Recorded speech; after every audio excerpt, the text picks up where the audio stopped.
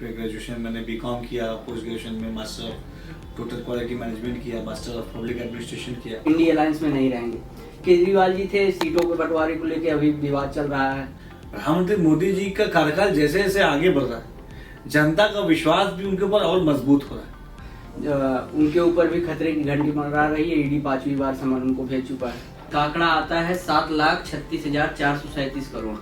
नमस्कार, आज हमारे साथ उत्तर प्रदेश राज्य में राज्य मंत्री दानिश आजाद जी हैं। आज हम लोगों को अवसर मिला आपसे बात करने का। आप बलिया जैसे क्रांतिकारी पृष्ठभूमि से आते हैं और लखनऊ विश्वविद्यालय में आप रहे, अखिल भारतीय विद्यार्थी परिषद से जुड़ाव रहा। एक छात्र नेता के रूप में कैसा जीवन रहा उस समय का? देखिए, यकीनन हमने बलिया में मैं पैदा हुआ, क्रांतिकारी हमारे जनपद बलिया, जिसको बागी बलिया भी कहा जाता है। प्रारंभिक शिक्षा बलिया से लेने के बाद फिर मैं लखनऊ आया अपने ग्रेजुएशन के लिए। लखनऊ विश्वविद्यालय में से मैंने ग्रेजुएशन और पोस्ट ग्रेजुएशन की डिग्री हासिल की और यहीं पे ग्रेजुएशन मैंने बीकॉम किया, पोस्ट ग्रेजुएशन में master of total quality management किया, मास्टर ऑफ पब्लिक एडमिनिस्ट्रेशन किया। और निश्चित तौर पे शिक्षा की हमारी जो बेसिक आधारशिला थी वो जनपद बलिया और जनपद हमारे राजधानी लखनऊ में इस आधारशिला को रखा गया।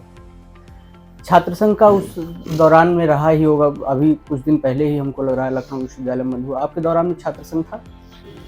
जब मैं लखनऊ विश्वविद्यालय में मैं शुरुआत में गया तो उसी साल 2005 में छात्र संघ चुनाव आखिरी बार 2005 में हुआ। उसी साल से छात्र संघ चुनाव बंद हुआ और छात्र जीवन में मैं छात्र राजनीति से जुड़ा और छात्र संघ चुनाव लड़ने की बड़ी इच्छा थी, लेकिन छात्र संघ चुनाव ना होने के कारण हम लोग छात्र संघ चुनाव नहीं लड़ पाए। लेकिन फिर हमने अपने छात्र राजनीति में मैं विद्यार्थी परिषद से जुड़ा, अखिल भारतीय विद्यार्थी परिषद से, और छात्रों की सेवा करने के लक्ष्य को मैंने आगे बढ़ाने का काम किया। आप अल्पसंख्यक समाज के राज्य मंत्री हैं। 2024 चुनाव नजदीक है। किस तरीके से आपको लगता है मुस्लिम समाज या अल्पसंख्यक समाज 2024 में भारतीय जनता पार्टी के साथ आ रहा है? देखिए, 2024 का जो लोकसभा चुनाव है, पूरे देश में आज एक विश्वास की लहर है प्रधानमंत्री मोदी जी के प्रति। ये अपने आप में बहुत अभूतपूर्व है, क्योंकि अक्सर राजनीति का पैटर्न जब अगर आप एग्जामिन करेंगे तो देखेंगे कि जब एक शासनकाल किसी सत्ता का होता है, किसी पार्टी का होता है, तो अमूमन 5 साल बाद उसकी एंटी इनकम्बेंसी मानी जाती है। लेकिन पहली बार प्रधानमंत्री मोदी जी के लीडरशिप में प्रो जो है कैंपेसी देखने को मिल रही है। प्रधानमंत्री मोदी जी का कार्यकाल जैसे जैसे आगे बढ़ रहा है, जनता का विश्वास भी उनके ऊपर और मजबूत हो रहा है और जिस तरीके से ईमानदारी से उन्होंने समाज की सेवा के लक्ष्य के साथ काम किया, यकीनन हम ये कह सकते हैं कि आज आम जनमानस को उनके ऊपर पूरा यकीन है। और 24 में फिर से देश में हमारे प्रधानमंत्री मोदी जी की प्रधानमंत्री बनने वाले हैं। तीसरी बार देश में तीसरी बार भारतीय जनता पार्टी की सरकार बनने वाली है और इसमें बहुत महत्वपूर्ण भूमिका हमारे अल्पसंख्यक मुस्लिम समाज की भी रहने वाली है, क्योंकि धीरे धीरे 2024 के बाद से जिस तरीके से प्रधानमंत्री मोदी जी ने अल्पसंख्यक समाज के विकास को सुनिश्चित करने के लिए काम किया है, ईमानदारी से जो सबका साथ सबका विकास का जो नारा था, उस नारे पे धरातल पे काम किया गया है। आज अल्पसंख्यक समाज को ये लगता है कि उसके विश्वास पे खरे उतरने वाला एक प्रधानमंत्री है, उनके बारे में निष्पक्ष रूप से चिंता करने वाला एक प्रधानमंत्री है, उनको विकास और तरक्की और तालीम से आगे जोड़ने वाला एक प्रधानमंत्री है। तो यकीनन मुस्लिम समाज भी आगे बढ़ के प्रधानमंत्री मोदी जी को तीसरी बार देश का प्रधानमंत्री बनने में अपनी निर्णायक भूमिका निभाएगा। 2024 में लोकसभा चुनाव है और इंडिया अलायंस का गठन हुआ था। पहले तो उसमें नीतीश जी थे साथ, अब हालांकि एनडीए के साथ आ गए हैं, मुख्यमंत्री बन गए हैं, भाजपा के साथ मिलकर सरकार बन गई है, तो अब इंडिया अलायंस में नहीं रहेंगे। केजरीवाल जी थे, सीटों के बंटवारे को लेकर अभी विवाद चल रहा है। उनके ऊपर भी खतरे की घंटी मंडरा रही है। ईडी 5वीं बार समन उनको भेज चुका है शराब घोटाले। तो कहीं ना कहीं इंडिया अलायंस जो बनाया गया था लोकसभा चुनाव के लिए, वो टूटता हुआ बिखरता हुआ दिख रहा है। क्या किस तरीके की चुनौतियां आप देखते हैं लोकसभा चुनाव? देखिए, मेरा मानना है कि इंडिया अलायंस गठबंधन का वजूद शुरुआत से ही कहीं धरातल पर नहीं था। ये बहुत ही नाकाम कोशिश एक प्रधानमंत्री मोदी जी के विकास की यात्रा में बाधा पहुंचाने की एक नाकाम कोशिश कुछ विरोधी दलों ने करने की चेष्टा की। लेकिन आप देखिए कि दिन पर दिन किस तरीके से उनकी कोशिश नाकाम हो रही है। और पहले तो सबसे पहली बात तो इंडिया अलायंस गठबंधन के ऊपर जनता को ही भरोसा नहीं था, और धीरे धीरे जो इंडिया अलायंस गठबंधन के दल आपस में एक दूसरे के साथ रहने के कस्में खाते थे, धीरे धीरे वही दल एक दूसरे का साथ छोड़ रहे हैं। और साथ छोड़ने के पीछे का लॉजिक ये है कि इनका साथ आने का लक्ष्य ये बहुत स्वार्थ भरा था, ये बहुत व्यक्तिगत था।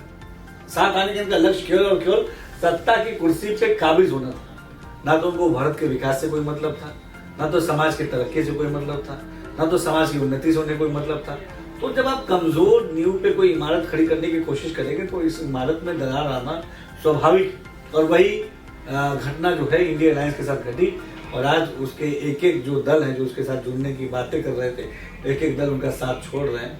हम बहुत स्वागत करते हैं नीतीश जी का। बिहार के विकास के लिए उन्होंने बहुत अहम कदम उठाया।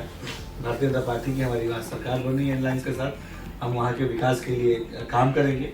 और दिल्ली में भी आप देखिए, पंजाब के भी आम आदमी पार्टी के विंग से जो है स्पष्ट बयान आ गया कि वो इंडिया अलायंस गठबंधन के पार्ट नहीं है। पश्चिम बंगाल से भी स्पष्ट संदेश आ गया कि वो इंडिया अलायंस गठबंधन के वो लोग पक्षधर नहीं है। तो ये साफ दर्शाता है कि इंडिया अलायंस गठबंधन एक फेल एक्सपेरिमेंट साबित हुआ। आने वाले छात्र नेताओं के लिए आपका क्या संदेश है? किस तरीके से वो भविष्य में अपनी राजनीति देख सकते हैं भारतीय?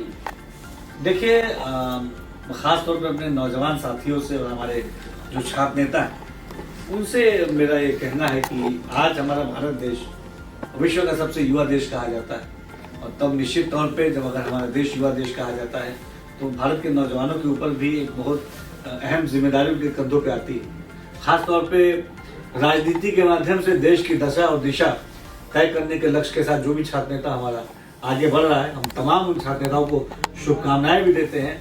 और हम ये कामना करते हैं, उनको मैं जरूर बताना चाहूँगा कि बड़ी जीवटता के साथ हमें आगे बढ़ना है, बड़ी लगन के साथ, बड़ी धैर्य के साथ हमें आगे बढ़ना है।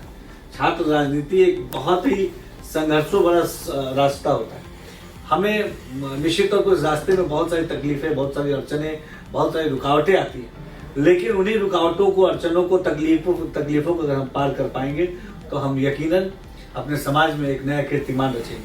तमाम हमारे छात्र नेता भाई मजबूती से छात्रों के हित के लिए, समाज के हित के लिए, समाज को नई दिशा दिखाने के लिए, राष्ट्र के नवनिर्माण के लिए, भारत के उत्थान के लिए, भारत की तरक्की के लिए, समाज के भाईचारे के लिए, समाज में विश्वास बनाने के लिए तमाम एजेंडे पे काम करना चाहिए उन्हें। और हम सब मिलके अपने राष्ट्र को परम वैभव पे ले जाएं, भारत को अखंड बनाएं, भारत को विकसित बनाएं। भारत के नौजवानों को आज चाहिए कि आज हमारे भारत के नौजवान पूरा विश्व उनकी तरफ बड़े उम्मीद से देख रहा है, और हमें सबकी उम्मीदों पे खरा उतरना है और अपने आप को साबित करके दिखाना है। आज उत्तर प्रदेश का बजट आया है और एक आंकड़ा आता है 7,36,437 करोड़। पूरे साल भर लोगों को इंतजार रहता है इस बजट का, तो क्या कुछ नया रहा पूरे समाज के लिए? देखिए, उत्तर प्रदेश का अब तक का सबसे बड़ा बजट है, लगभग 7.5 लाख करोड़ का बजट अपने आप में बताने के लिए काफी है कि उत्तर प्रदेश की हमारी योगी सरकार प्रधानमंत्री मोदी जी के मार्गदर्शन में प्रदेश के विकास को सुनिश्चित करने के लिए प्रतिबद्ध है।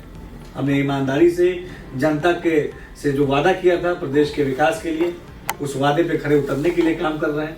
प्रदेश की समृद्धि के लिए, प्रदेश के विकास के लिए, प्रदेश की क्षमताओं के विस्तार के लिए, प्रदेश के नौजवानों को रोजगार देने के लिए, प्रदेश के स्वास्थ्य व्यवस्थाओं को बेहतर बनाने के लिए, प्रदेश में सुरक्षित माहौल देने के लिए, नौजवानों को रोजगार देने के लिए, महिलाओं को सशक्त करने के लिए हर कसौटी पे हमारी जो योगी सरकार है वो खरी उतरी है। हमारे साथ बात करने के लिए आज दानिश आजाद सर थे, और बहुत बहुत धन्यवाद।